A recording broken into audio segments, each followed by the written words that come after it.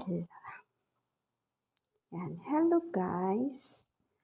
Magluluto tayo ngayon guys ng ito. Ready to cook na to siya guys. Binarinate ng chicken. Ayan, isang buong chicken.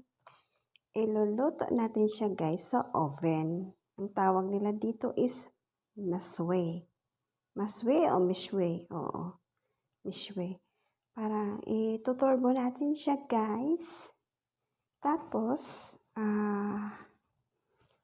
ilalagay natin siya. Parang itutusok natin siya dito sa buti na to. Itong buti na to guys is may tubig. And ilalagay din natin to dito siya sa ating oven. Ang ating oven guys is may tubig siya guys. Oo. Ayan. Pakita ko sa inyo guys mamaya. Wait lang. Ayan. So ngayon ito ay bubuksan na natin guys. Ang ating mishwe. Ayan. Marinated na siya guys. From the market. Oo. Yan, gugupitin lang natin. Okay. So, ayan na guys. I-open natin. Ayan. Ayan guys. Oh. Ayan siya guys. Marinated na siya. So, itutusok natin siya guys dito sa ating bote. Ayan. Wait nyo lang guys. Pakita ko sa inyo. Ito na siya guys. Oh. Ayan. Natusok na natin sa bote. Ayan.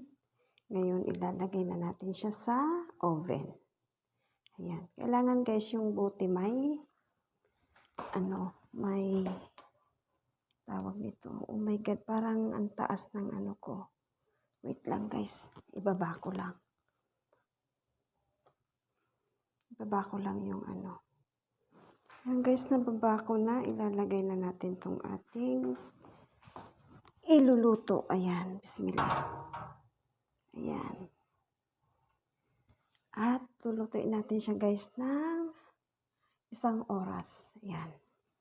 Kaya antayin natin siya guys hanggang siya ay maluto. For now, bye muna. Nasa 200 degrees yata to guys. O kaya 250 na natin. Ayan o. 250. Tapos ito ganyan siya guys. O. Yung sa taas din. Na apoy. Ayan.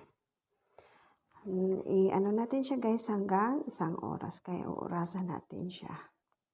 Okay guys, hanggang dito muna. Antayin natin siya maluto. Ayan. Na guys ang ating mishwe chicken. Ayan o. Mishwe chicken. Ayan. Mamaya yan guys. Siguro mga 15 minutes pa. Maluluto na yan siya guys. So, mamaya guys, babalikan natin siya. Okay guys, wait lang kayo dyan. Alam ko gutom na kayo. Itong aming dinner. Yes. Okay. Mamaya guys, pakita ko sa iyo pagluto na yan. Okay guys, stay put lang kayo dyan. Sana magustuhan nyo to. Actually guys, pwede lang kayo gumawa dito sa bahay nyo kung meron kayong oven, diba? Tapos kayo na lang magmarinate ng sarili nyong manok ayon sa gusto nyong timpla. Ayan. Pero masarap yan talaga yung pero masarap din to guys. Natikman ko na siya. So, ayan. Babalik natin yan siya guys. Mamaya pagluto na siya. Okay? Bye-bye muna. Mishwe. Guys, ang ating mishwe is okay na siya guys. Luto na. So, papatayin na natin siya guys yung apoy kasi magluluto pa tayo dito. Magsasalang pa tayo dito guys ng bechamel. Okay? Okay guys, hanggang dito na lang muna.